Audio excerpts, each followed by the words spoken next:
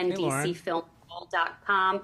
Hi, Tony. Nice to see you again. And Anna, so nice to meet you. I first saw this film at the world premiere at the Toronto International Film Oh. Festival last year. And my friends and I have talked about it since then. Wish you all could have Oh. been there, That's cool. obviously. But Anna, congratulations. I thought film was so fantastic and so excited to see you in the director's chair now. Thank you so much. Whenever I meet someone like in the wild who was at the Toronto Film Festival, I'm always like, what was it like? It feels like finding out like someone was at your wedding that you didn't get to go to, and you're like, was it fun? Did people have a good time? Aw. Yes, Did I mean, everyone that get was, really drunk? Did anyone hook up? No, sorry. honestly, it was a great time. But yes, I have to talk with you about filming the dating game sequence because I love the way the film was shot and edited. The dating game sequence is used to kind of like tell the story and edited throughout. Was that a week long to film? Take me back to filming that whole sequence, Anna. Yeah, so we really shot that sequence like a play. We took, it's cut up through the movie, but we made it into kind of a 25-page sequence, and then we would just roll through takes for about 25 minutes, and that was nerve-wracking, but everybody was so professional. I mean, honestly, Tony had the toughest time of it. He had the most tongue twisters out of any of us, because he had to do a lot of the like thankless, introducing the show and all, like a lot of jargon and stuff. So I felt especially bad for Tony. Thank you, Anna. Thank you.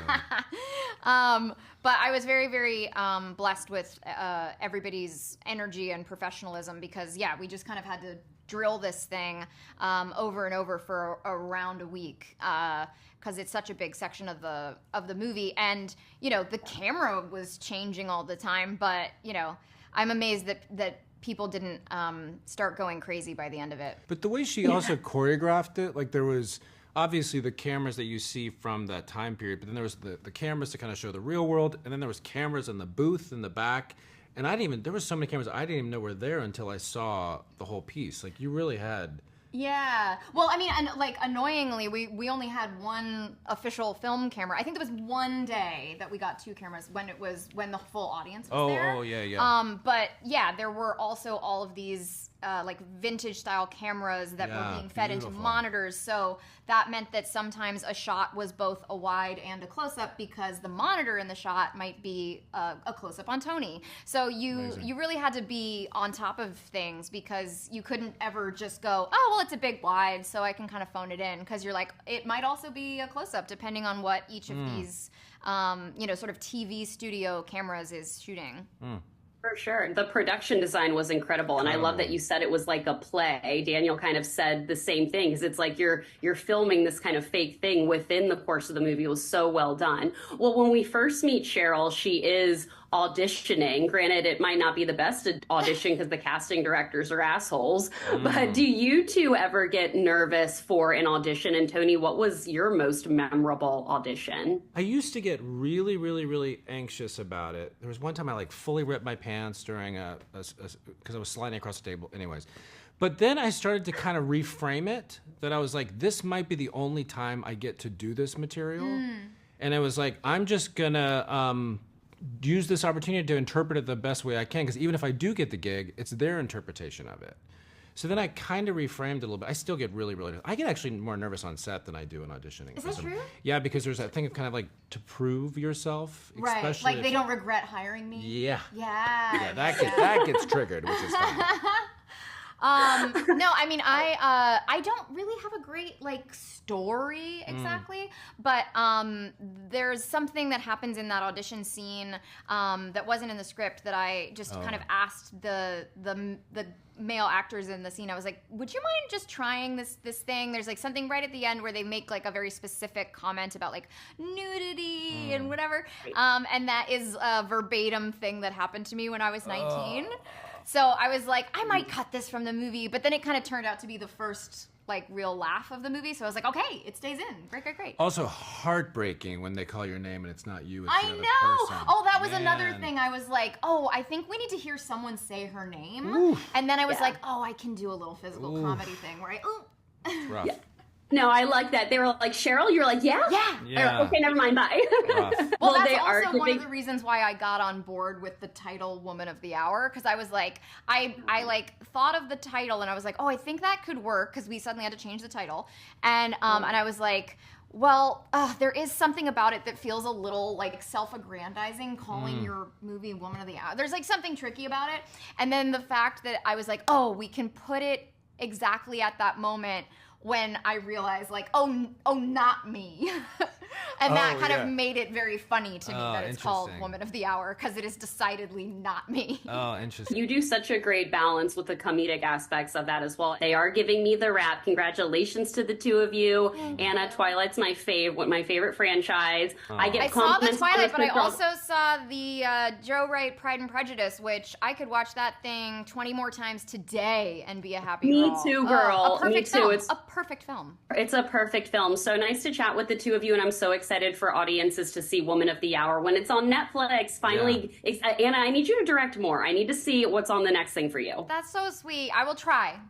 Okay, you're going to do it, girl. All right. Bye. I first saw this film at the world premiere at the Toronto International Film Festival last year. Cool. I absolutely loved it. Wish you all could have been there. And I loved watching it again. Your performances are fantastic. So first of all, congratulations. Thank you so much. I really love the Buffy behind you. Sorry.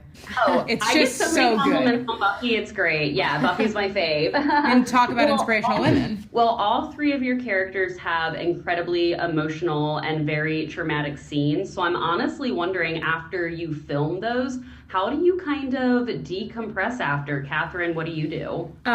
Gilmore Girls and this movie Midnights had just come out, so I was listening to a lot of that. I was really feeling bejeweled. I was just telling them earlier that right after we wrapped one day, I did the bejeweled dance in my trailer. Famously, Taylor liked it. Best day of my life. But I do think I actually worked with an intimacy coordinator on Jagged Little Pill who told me that when you've done traumatic scenes, the best thing you can do is animal shake. And so as a human, the best thing you can do is physically shake, or dare I say, have a dance party in your room. Real. And it actually releases the trauma. So, you know, it's my become God. a bit of a habit for me. When we were shooting in LA, I had my dog with me, so it was a lot of going back to the Airbnb and hanging out with my dog and just like getting back into my body, you know, and eating a good meal. I think it's the simple things. It's just kind of trying to keep like your normal routine and still feel like yourself at the end of the day, I think is the most important. I'm curious, Autumn, did you and Daniel actually have any kind of like meeting or a lot of like rehearsal time, or was a lot of it kind of just done on screen when you were filming? Yeah, we didn't do a ton of rehearsals at all. We just did like the normal camera rehearsals before we shot, and I felt very safe. I think that Anna created an environment on set where I definitely felt like I could come to her and tell her the things that I needed. I think if I had needed more rehearsal time, she 100% would have helped me figure that out. You know what I mean? But Danny is just like such a lovely person and just so easy to get along with, and he just is instantly out of character the moment you call cut. And I think his fun personality and his love for the film too just really like helped me stay positive and grounded. Nicolette, the scene where your character recognizes Rodney is so completely chilling. Take me back to set that day, and then kind of the car scene as well, where you're having to tell the boyfriend, you know, and kind of trying to convince him to believe you. It's just gut-wrenching to watch. Oh, thanks. Yeah, I mean, that scene at the dating game took us about like 7 days, I think, to film. So I kind of had to live in that space for a really long time, which was tough. I mean, most of Laura's screen time is, you know, intense. The car scene Anna was just the best. I mean, she just like provided the space, and the crew and everybody was just so supportive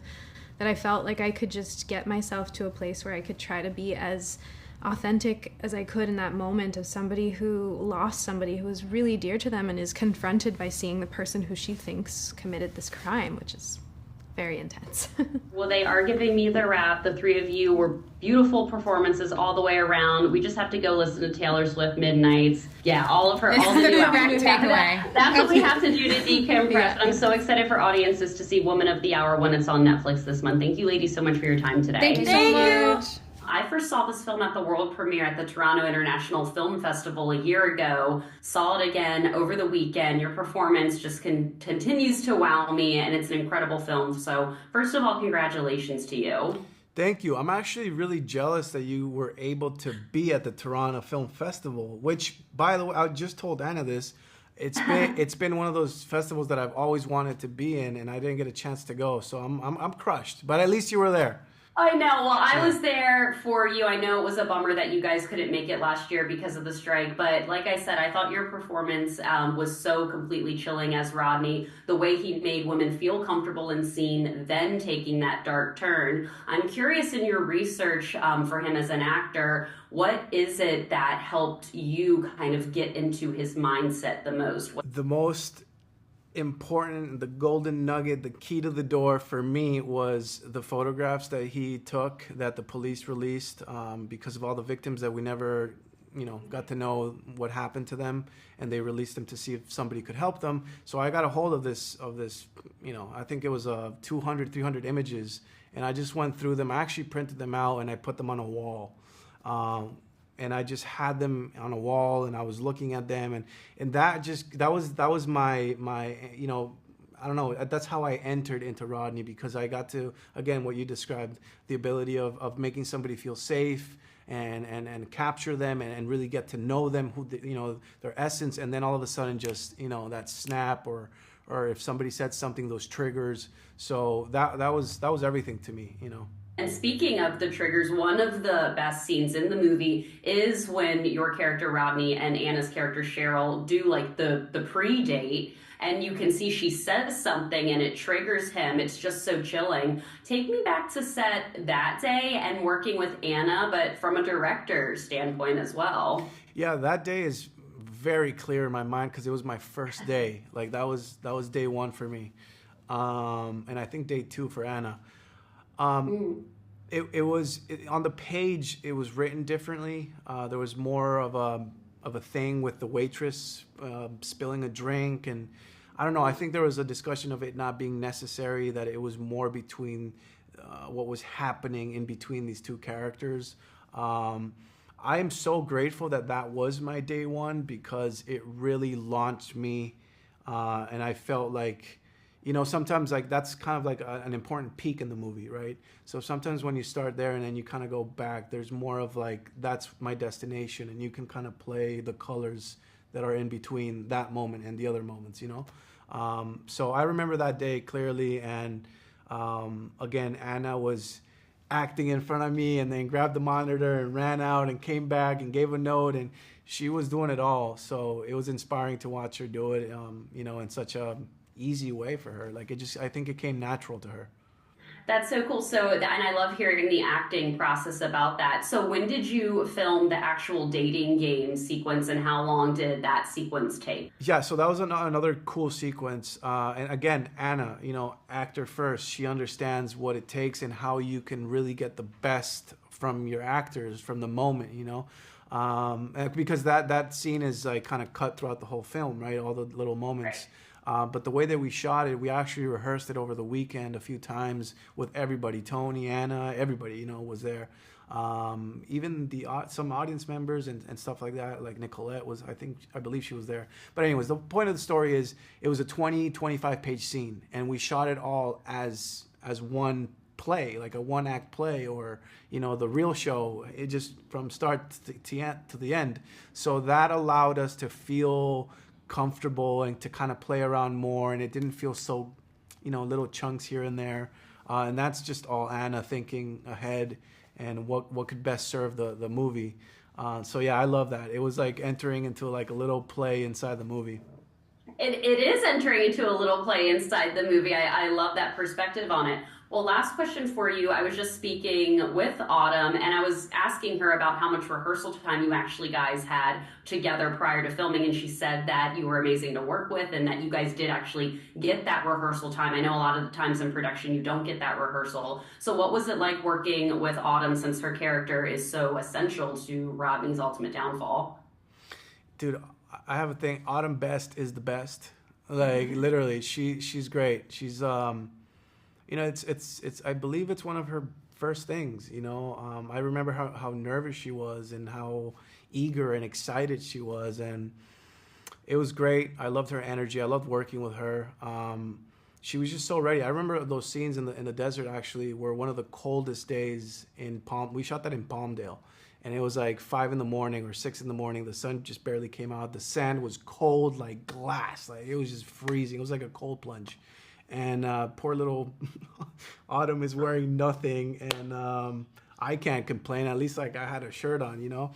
But she was great. She was game. She was ready to go. I loved working with her. She's just a great person. Yeah, no, I love and that. a great actress too, which incredible actress. Everyone in this ensemble absolutely delivered in this film. They are giving me the rap. Congratulations again to you, Daniel. I'm so excited for audiences to see Woman of the Hour when it's on Netflix this month. Thank you so much.